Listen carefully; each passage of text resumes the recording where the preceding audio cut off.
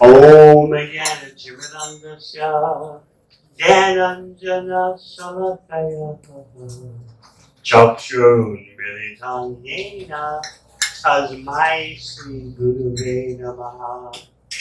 Jai Sri Krishna Caitanya Prabhu Nityananda Sri Advaita Gadadhara Sri Vasani Gaura Bhakta Hare Krishna, Krishna Krishna, Hare Hare, Hare Rama, Rama Rama, Hare Hare.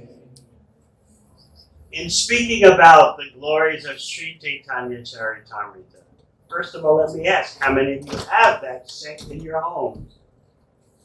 Very good. Now, of all those who have such a set in your homes, how many have read them? Raise your hand. Oh. So tonight we hope to encourage you to open the books. Because as most of you have heard before, Sri Caitanya Caritamrita completes your Krishna studies. It's the postgraduate study.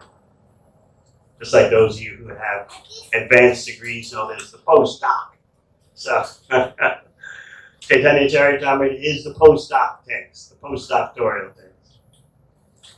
You begin with Bhagavad Gita, which introduces you to Krishna. Krishna says, to me, unto me.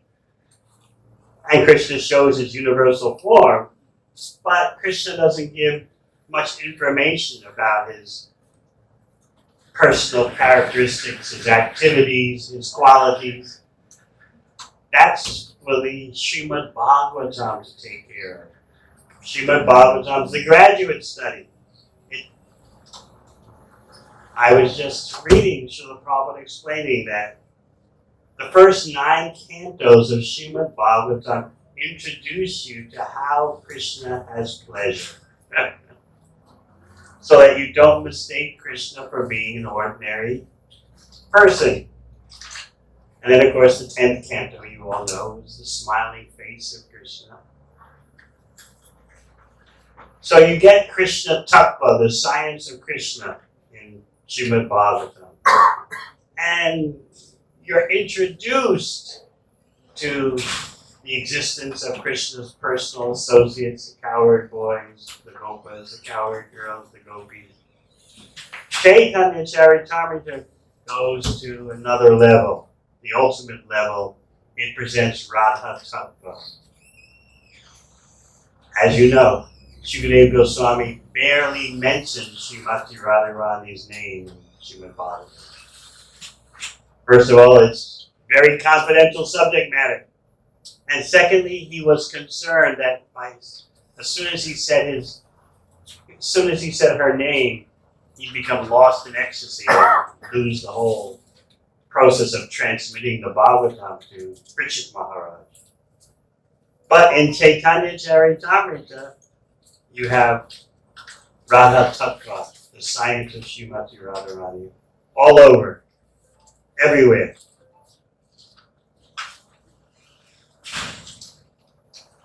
A very interesting anecdote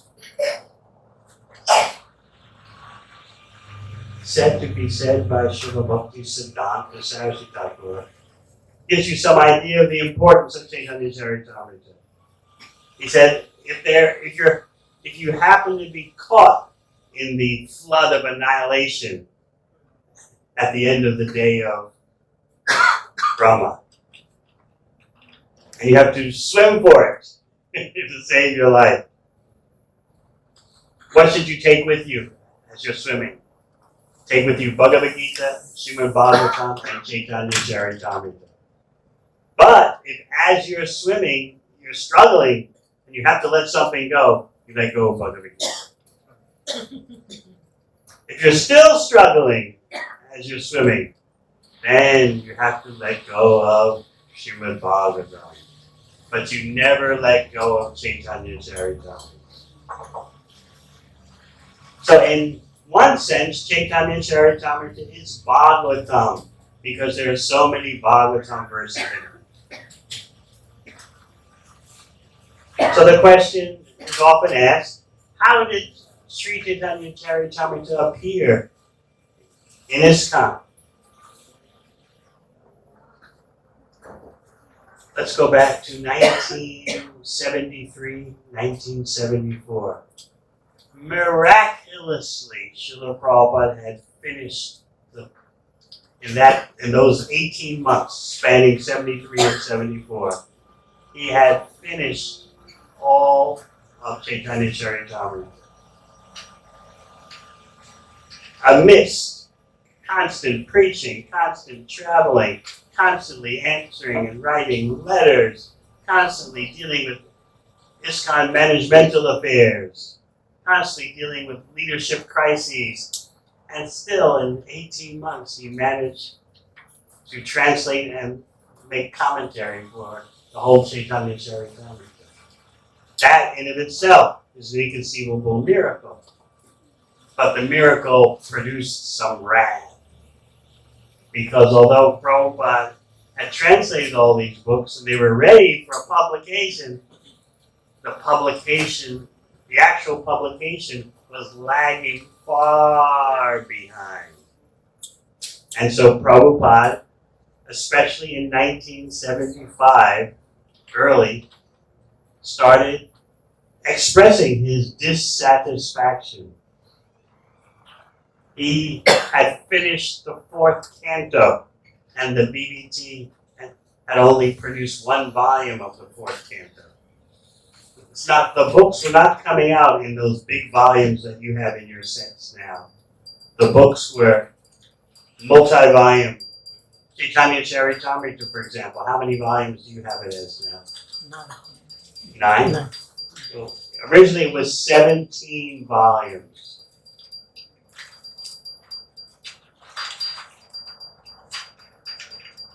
That was its projected publication. So to Prabhupada, that meant we were 17 volumes behind. Plus, he had already started the 5th canto. So things were coming to a boiling point, transcendental boiling point. Bear in mind that at the end of Caitanya Caritamrita, Prabhupada had written concluding words in which he said he's only been able to do this by the grace of his spiritual master, Srila Bhakti Siddhanta Saraswati Thakur, and that he hopes that all his disciples will enjoy reading Caitanya Caritamrita. So if you're looking for enjoyment, here it is, authorized. Authorized gratification. And, as many of you know, in those same concluding words, he wrote that his spiritual master, Srila Bhakti Siddhanta Saraswati Thakur, predicted that the time will come when foreigners will learn Bengali just so they can read Caitanya Caritamrita. But you don't have to learn Bengali because we have it in so many languages, starting in English. But we have no time to read it. So, let's go to early 1975 when the heat started to be turned on. Where are my books? Where are my books? At that point, early 75, the BBT was producing one of Prabhupada's books every 4 months. And Prabhupada was very unhappy. It was the 4th canto.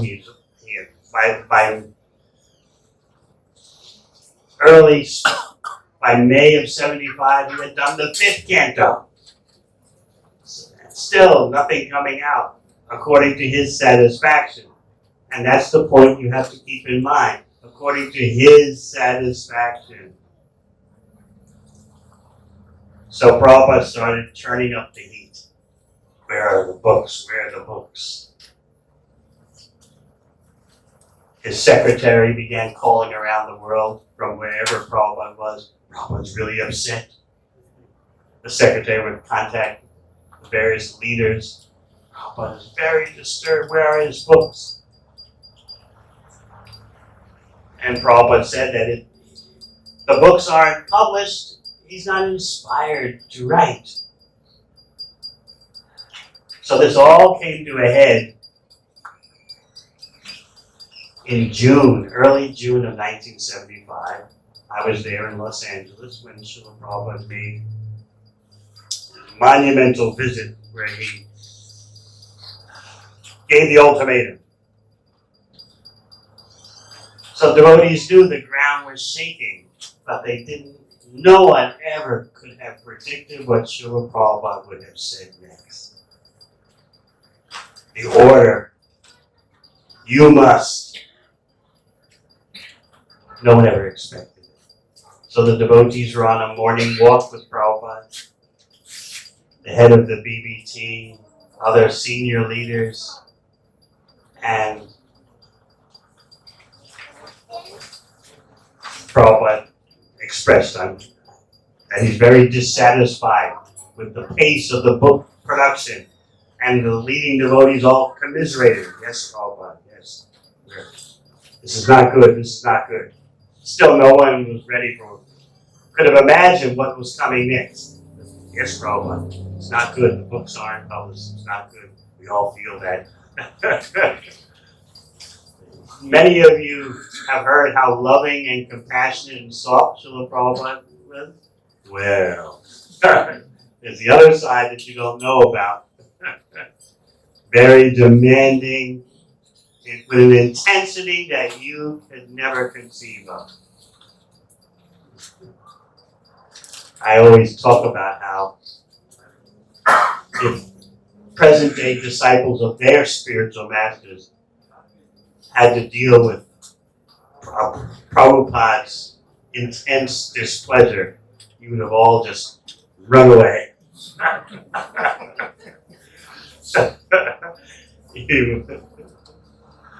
And what could you do back then? You had no other option. You couldn't. Well, I think I'll get a Siksha guru. Prabhupada was all there was. So there's nowhere to run, nowhere to hide. So the devotees shared Prabhupada's feelings of displeasure. Yes, it's not good. The books are slow, and it's easy to commiserate, but it's harder to do something about it. As surrendered sacrificial managers like Janardhan Prabhu know, commiseration comes easy, but taking up responsibility. Everyone's got an angle. Do you like this? Do you like that? Will you help? So, the devotees commiserated with Prabhupada, and Prabhupada started to really escalate the situation. The books must come out. Of course, the devotees all agree, Jai Prabhupada, the books must come out. And then they presented to Prabhupada. They thought they had all their bases covered. They thought they had everything all figured out. They had huddled the night before and come up with a master plan that would quadruple the book production base. Instead of one book every 4 months, they were going to give Prabhupada one book every month. Oh, not doubling it, not tripling it, but quadrupling it. What managemental perfection. They were so happy. Oh, amazing. We're doing something inconceivable, quadrupling the base. So then after Prabhupada was starting to become more and more insistent on this morning walk, not pleased. Yes, we understand, Prabhupada. The book production rate must increase. Jai, Prabhupada, Jai. And then they laid out the master plan, quadrupling the pace. And Prabhupada rejected it. They were stunned. Not only did he reject it, but he said, I want all the due books, 17 books, I want them in 2 months. It's hard for you to understand. This is just, materially it made no sense. It's like saying to your temple leaders, We want next week you be set up in a completely different location, ready to run. Next week. Out of here and into a new place next week. You were just, wow. But you couldn't say that to Prabhupada. Well, devotees tried. The BBT trustee at the time said, Prabhupada, that's impossible. We can't do 17 volumes in 2 months. And of course, Prabhupada gave the famous retort that you all know about. How impossible is a word in the Fool's Dictionary. But you can repeat that, but you don't know the intensity with which Prabhupada said that. It was earth-shaking. Impossible is a word in a Fool's Dictionary. You can feel the whole earth tremble. So he planted his feet and said, I want all 17 volumes in 2 months. Otherwise, you all are, and he used a word that's not heavy in the West, but in India it's extremely heavy. Otherwise, you are all rascals. And even though in the West it's not a heavy word, the way Prabhupada said it, you knew he meant you're all cut off. All useless. I want nothing to do with you all. So the devotees went into a state of shock. It made no sense at all. If any of your spiritual masters had told you to do such a thing today, I'm out of here. Or I'll only show up on Janmashtami. So this is the Prabhupada you may not know about. On behalf of Krishna, he wanted this done, and there was no backing out. There was no avoiding it. So the devotees were stunned, and they were in a state of shock. It made no sense materially. Now it makes sense to you because hindsight's 20/20. But even those of us involved in that effort, when we look back at it, we can't figure out how it happened. Even decades later, it makes no sense to us. How did this happen? So that night, after Prabhupada gave the ultimatum, the devotees huddled, the leading devotees, and they came up with a plan to execute it. And they started realizing it might be possible. It was like some inconceivable Achitya Shakti, some kind of inconceivable energy descended. That's what I remember most from my being part in such an effort. A divine, as soon as devotees made up their mind that even though we can't figure this out as being possible, but we'll try anyway, as soon as they made up their mind to try, some special Shakti descended upon the whole situation. And then things started getting exciting. Because it's like what Prabhupada was doing is like pointing to dry land and saying, it's the ocean, swim. Oh, I just see dry land. It's an ocean, swim. So you had to just totally put your blinders on, your material, in terms of your material intelligence, and just accept Prabhupada's direction. I wonder how many of you disciples could handle your guru doing that to you. Do you see that? That's an ocean. No, it's dry land. It's an ocean. Swim. What would you say? I don't know about this bhakti. I don't know. Or, let me find another guru. Or, any guru could be my Siksha guru, but not this one.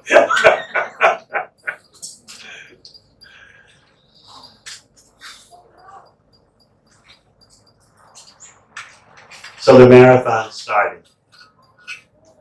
And it went on for about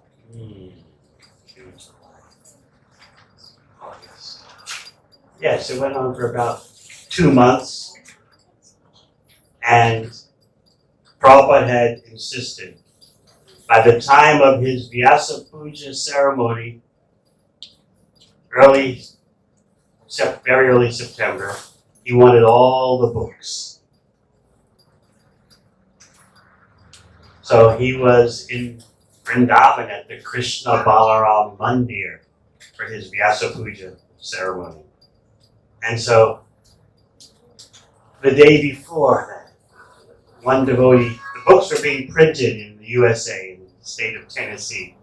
That's where the printer was. The devotee had gone there, gotten the hot off the press advanced copy, and then jumped on a plane and flew to Delhi. A couple of planes to Delhi, and then took a taxi from the Delhi airport to the Krishna Balaram Mandir, and he arrived there just as Prabhupada was getting off the Vyasa and going to his rooms. In other words, he is getting off the Vyasa at the conclusion of the Vyasa Puja ceremony.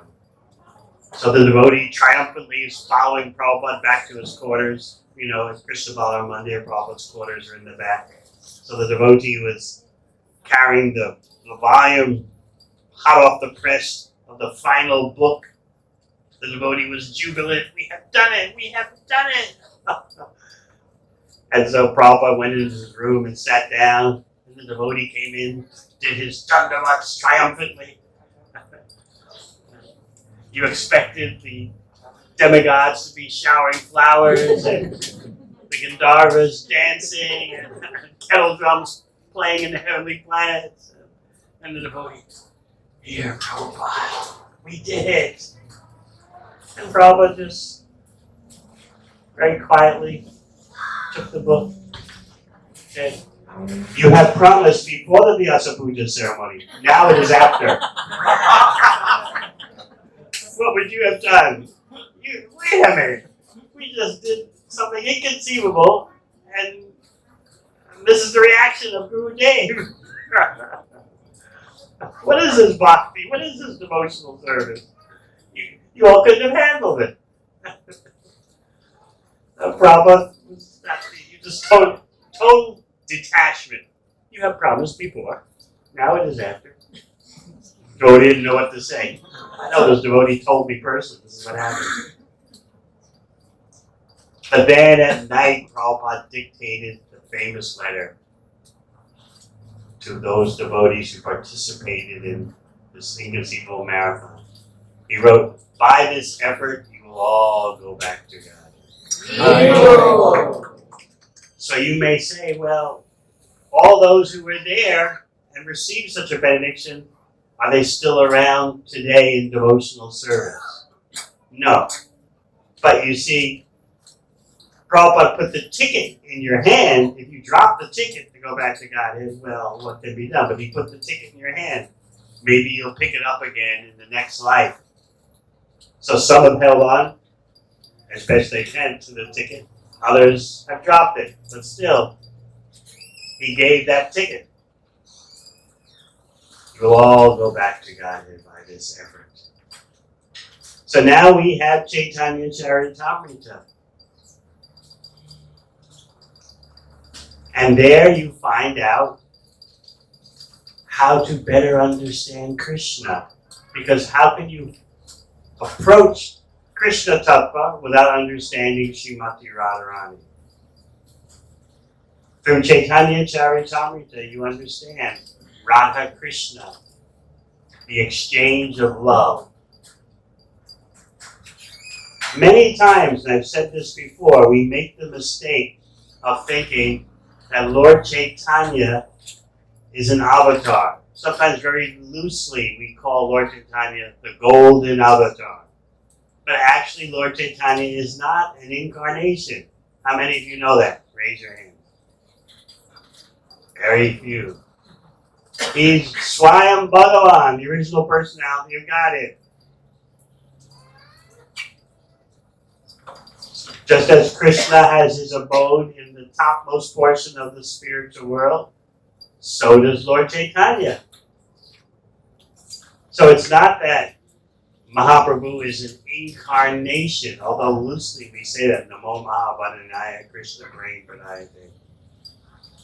Mahavadanyavatar, the most magnificent avatar. More precisely, Lord Chaitanya is the original personality of Godhead, just as Krishna is. So I like this way that Srila Bhaktisiddhanta Saraswati Thakur explains this phenomenon. He says, when Krishna wants to taste love in separation from himself, he appears as Sri Caitanya Mahaprabhu. And when Sri Caitanya Mahaprabhu wants to be the supreme enjoyer, he appears as Krishna. So both are simultaneously existing as Swayam Bhagavan, the original personality of Godhead. So please understand this when you approach Sri Caitanya Caritamrita. Lord Chaitanya is not an ordinary person. He's not even an incarnation. I often make the point that there's so much confusion, even in India, the land of Krishna, there's so much confusion about Krishna because they're not approaching Krishna through Sri Caitanya Mahaprabhu. And that makes understanding Krishna very difficult, if not impossible, in this darkness of the age of Kali.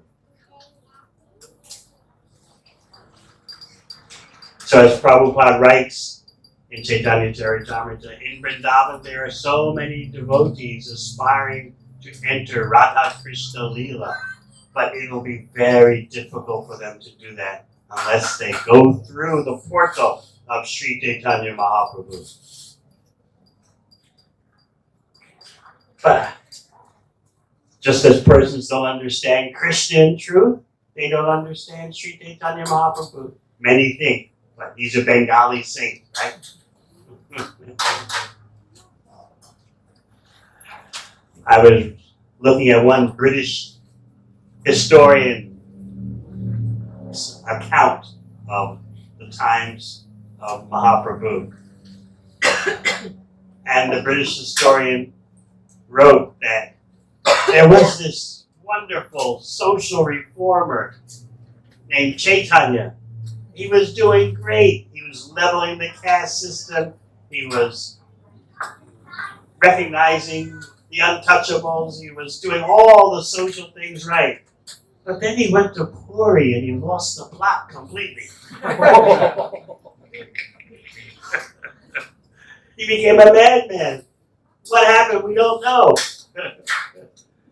How can mundane historians understand the utmost limits of love of Krishna that Chaitanya Mahaprabhu has demonstrated?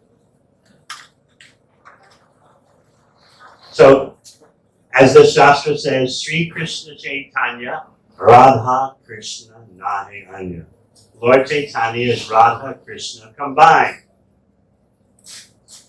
When Krishna wants to enjoy, that question often comes up. When Krishna wants to enjoy.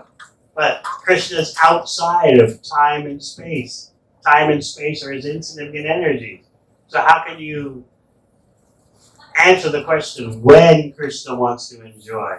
Krishna is eternally the supreme enjoyer. But just for the sake of discussion, we say, when Krishna wants to enjoy, he expands himself. And his pleasure potency manifests as Srimati Radharani. But Srimati Radharani is eternal. Krishna is eternal. Their exchange of love is eternal. So you can look at Krishna from various angles. As he has his pleasure potency, Srimati Radharani. He combines with Srimati Radharani and appears as Sri Caitanya Mahaprabhu. All this is going on the platform of eternality.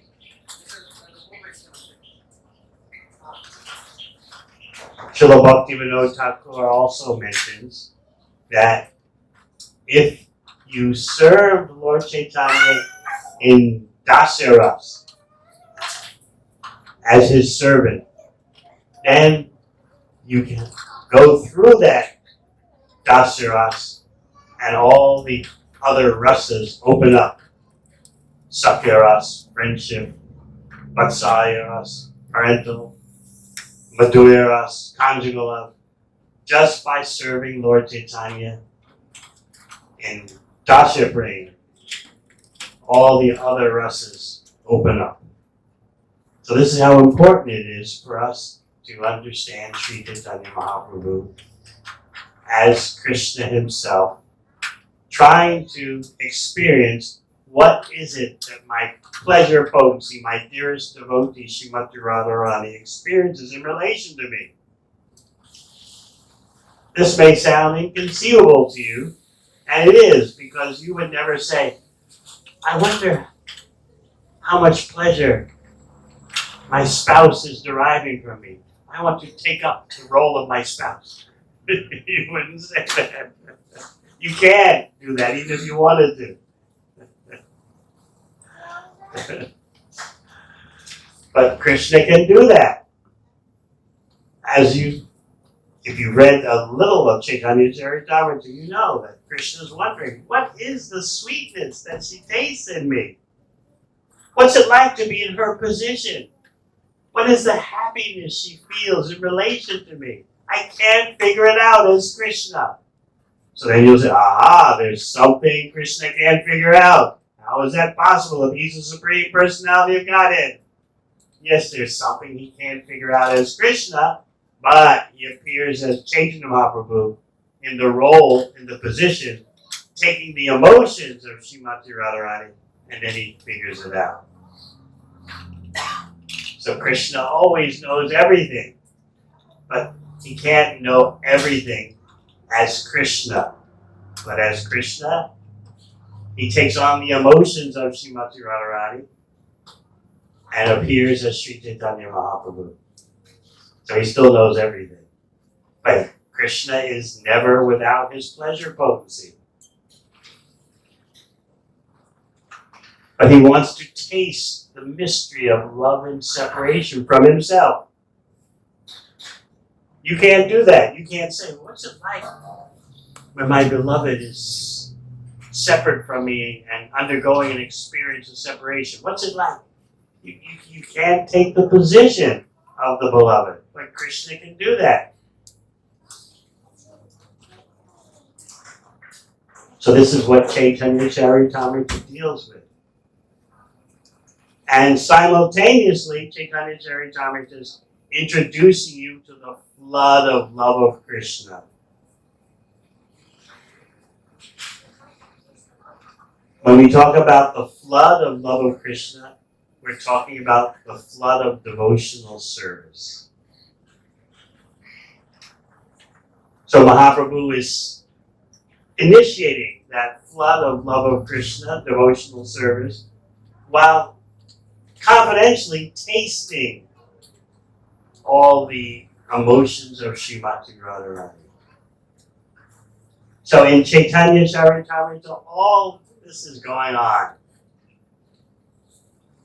You see how the flood of love of Krishna is spreading everywhere. You're introduced to Radha Tattva. You're introduced to Krishna's feelings of separation, Radharani's feelings of separation. So there's something in Chaitanya Caritamrta for the beginning devotees who've read Srimad Bhagavatam and for the most advanced devotees. Srila Prabhupada explained that his books are like a chemist. The chemist contains prescriptions, medicines for all types of people. So he said his books are like that. He said his books contain information for the lowest neophyte and the highest Mahabhagavad. Told us that in Los Angeles. This is inconceivable how someone can write like that. To cover all persons at all levels of bhakti. So now you have Sri Caitanya Caritamrta in your home, I hope. But please take the time to become qualified to read it. It's something to aspire for. Finish Srimad Bhagavatam, the graduate study, so that you're ready for the postgraduate study. And then everything will start to click. What is the culmination of bhakti? Are we simply all about, we're not the body, Prabhus, we're not the body? Is that the end of it? No. That's the very beginning. Chapter 2 of Bhagavad Gita. But how to love Krishna, especially in separation. That is what Lord Chaitanya is demonstrating in Caitanya Caritamrta. But don't mistake Lord Chaitanya for being an ordinary person. He's not even an incarnation, as we ordinarily understand. So this is the excitement that's waiting for you. And remember Srila Prabhupada's blessings. He writes in his concluding words, I hope that you all my disciples will enjoy this. So this is authorized sense gratification. Don't miss out on this opportunity. All right, any questions?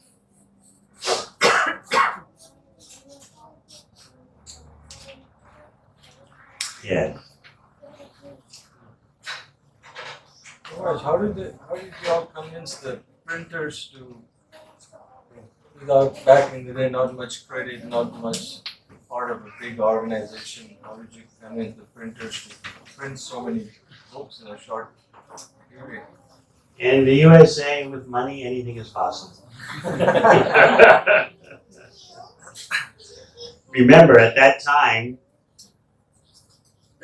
that was the period of huge book distribution explosion in North America, and sometimes the BBT at the printer would print 1 million copies a month of Back to Godhead magazine.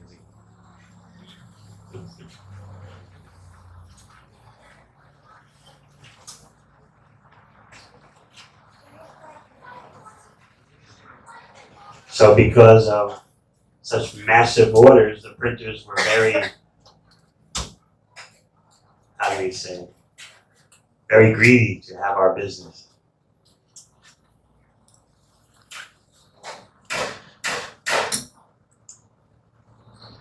Yes. Thank you for the class. I was just a question that how, how it said that we should approach Krishna through Chaitanya Mahaprabhu. So what's the way to do it? Take his order. Yare deko tare ko Krishna upade. Ama anga guru hoye tare de. Wherever you go, whomever you meet, teach the science of Krishna. Do that on his order. He didn't say you have to travel the world. He was talking to a householder in South India. The householder had invited Mahaprabhu to his home for lunch. And so Mahaprabhu came, and the householder and his family, they all gave the official ritualistic greeting, bathing the feet. The whole family would take the water that bathed the feet upon their heads. And then after lunch, the householder man made his plea. I can't take this anymore, this household life. I can't take the waves of Grihastha life anymore. Let me come with you. Yes, sometimes you men say like that. They won't say it. So, Lord Chaitanya said, don't talk like that. And then he gave the famous instruction. Wherever you go, whenever you meet, teach the science of Krishna. He said, if you do that, I'll return. You'll meet up with me again. Actually, though, if you do that, I'll always be with you. So Lord Chaitanya didn't say you have to jet around the world. You can speak to your neighbors. You can speak to your family. Just somehow or other, however you can, try to teach the science of Krishna.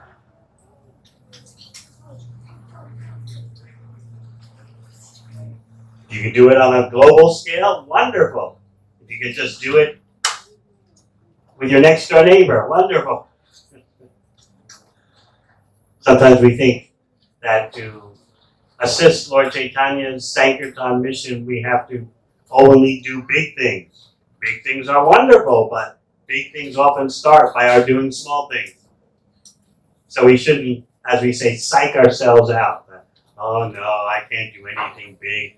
There's no point in me joining the monthly Sankirtan festival or endeavoring to distribute any books. I'm just a fig. I'm just such a tiny person. No point in my even trying. I remind devotees in New Zealand, for example, I know so many persons who became devotees by getting a book from a devotee who was out on Sankirtan for just 2 hours that week and crying and thinking, oh, this is horrible, I can't do this, no one's taking any books. And then they meet one person and the devotee distributor doesn't know it. He or she is too busy just lamenting and groaning, when do I go back? But they met one person, and that one person took a book and became a devotee. I've known that has happened several times, not just a few times. I myself started as a full-time book distributor. That was the last service I expected when I joined the ashram. I thought, I'll just join the ashram and read books all day. No one asked me about my background. I moved into the ashram. No one said, oh, we heard you just graduated from Yale University. I moved into the ashram. Here's a broom, sweep the floor. I said, okay.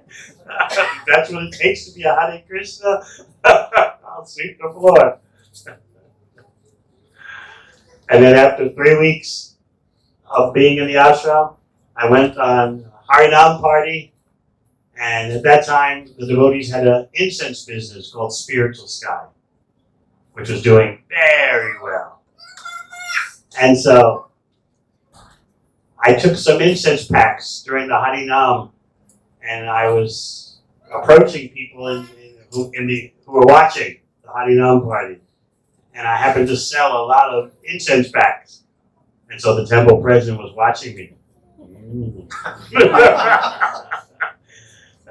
He came up to me and said, you are a full-time Sankirtan devotee. I had no idea what that meant.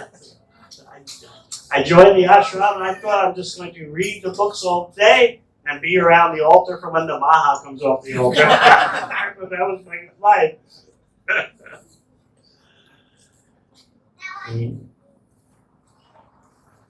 So a full-time book distributor back then meant 7 days a week.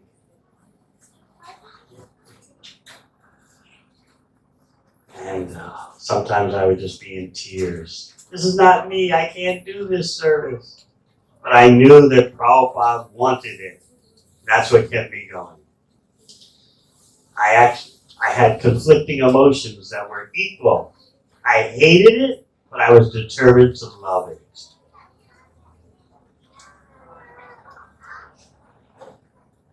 So I would just go out all day and all night. On Fridays and Saturdays, we'd stay out all night and do very few books. They gave the other Sankirtan devotees gave me the nickname, the hard luck kid. I tried so hard and did nothing practically, except a few here and there, few books.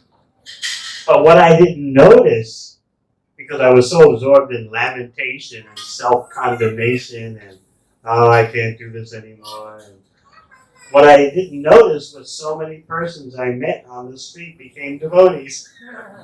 So Krishna decided to use me perhaps in another way. I didn't have the big scores, but I met so many persons who to this day are bhaktas.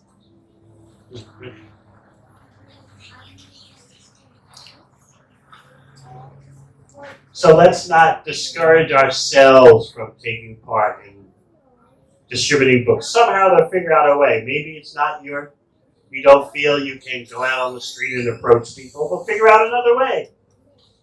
Use your administrative, marketing, business brains to figure out another way.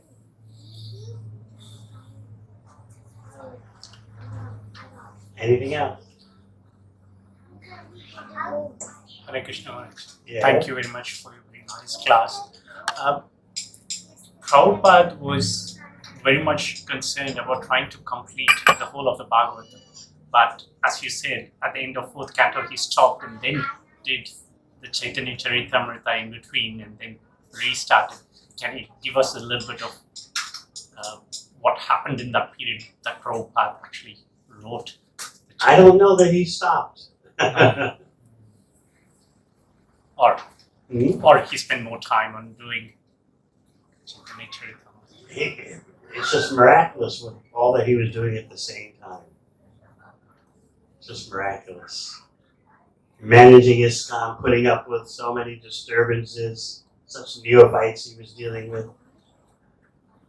And at the same time doing Chaitanya Caritamrita.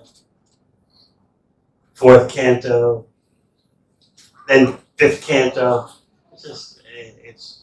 It's all a blur in our minds because we can't conceive of someone doing all that at the same time.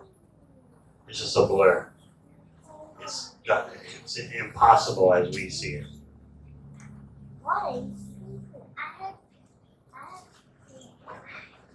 So I'm hoping to inspire you all to start reading Chaitanya Caritamrita, or if you're not at the point yet where you can begin to do that, become qualified to do that. What do you think? Sure. You can't miss out on this. And my heart is painful to think that you're missing out on this.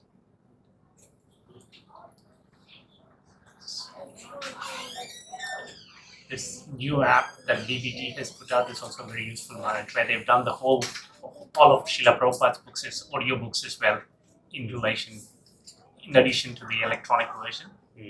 It's very nice. Which app is that? It's called the Transcend app. Transcend. Transcend. It's an app that they created with all of Prabhupada's books, but they have also got the audio version of it in the same app. So if you can't sit down and read, you can put it on and hear. Where is this? You have to tell them where this app is available. It's available on the App Store, both on Android and on Apple stores. Transcend. Yes. All right, so there's your opportunity to transcend.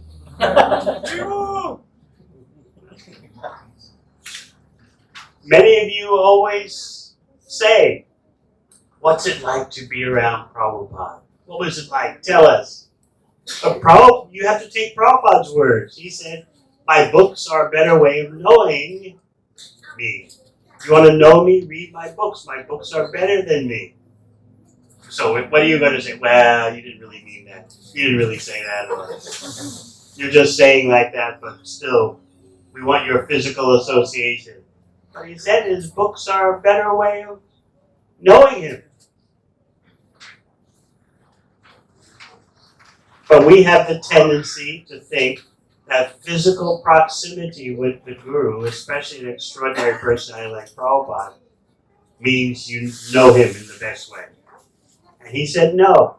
He said if you judge who is close to me, who are my closest associates, if you judge that by physical proximity, who's closest to me physically, he said, well then, I say the mosquito is the best devotee.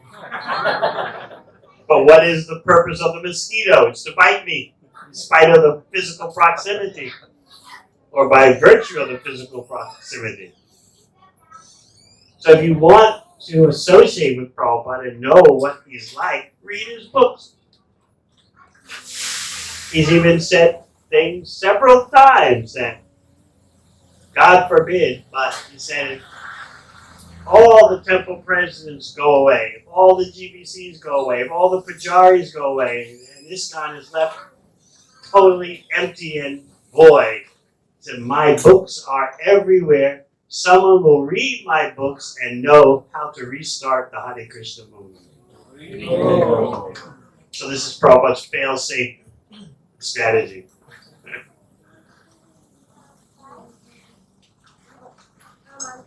So what do you say about that? You have to read Prabhupada books as much as possible. If you want to know him,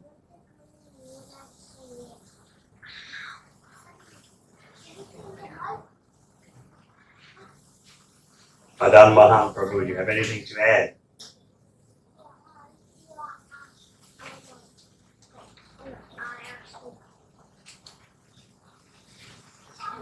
So you all say you want to know Prabhupada, you want what's it like to be with him? Read his books. I myself, many of you know, never got one full word to me from Prabhupada. I just got a long sound. He came into my office at the BBT, looked me over, and said,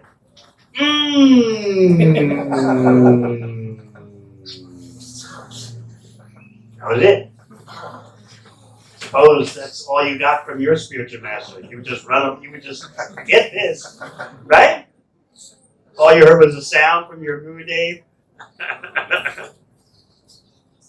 Prabhupada was showing me, you have my books, you're working on my books. My service was to read Caitanya Caritamrta for 12 hours a day. That was my devotional service. But I had to look for mistakes. So it was like taking a physics final exam for 12 hours every day. I couldn't just read and relish. Of course, I was relishing, but I had to do my service. I had to look for grammatical mistakes, missing texts, so many things.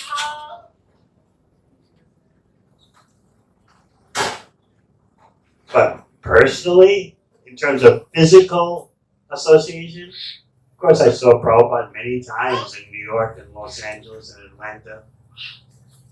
But in personal instruction, just the mantra.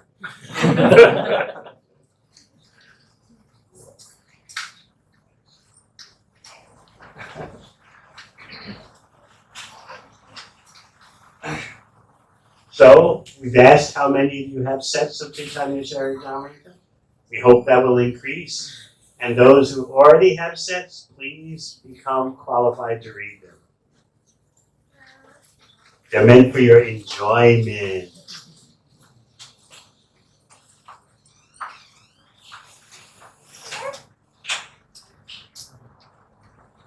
And you'll be introduced to Srila Krishnadas Kaviraj Goswami, who wrote such exquisite literature.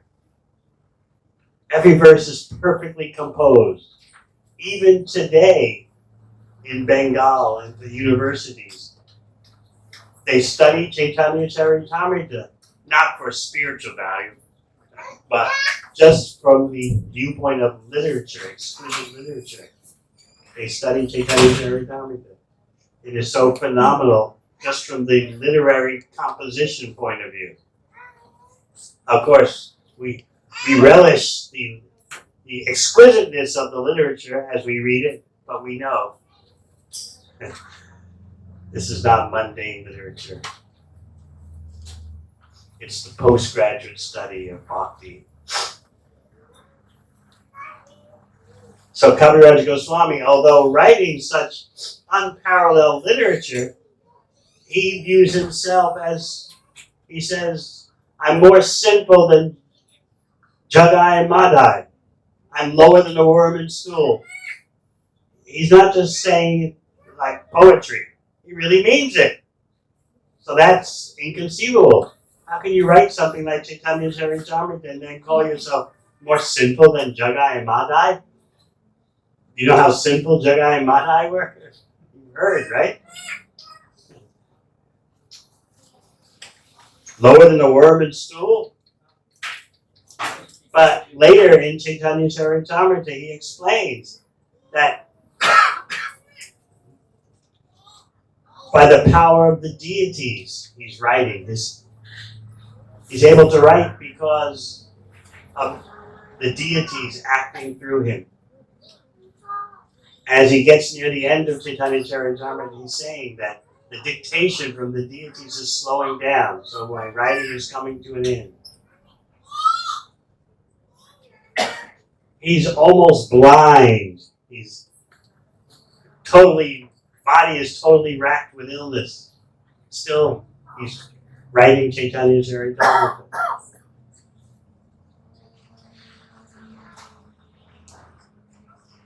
Just like you saw Srila Prabhupada dictating Bhagavatam until his last days. So this is the miracle of transcendental literature, literature beyond the modes of material nature.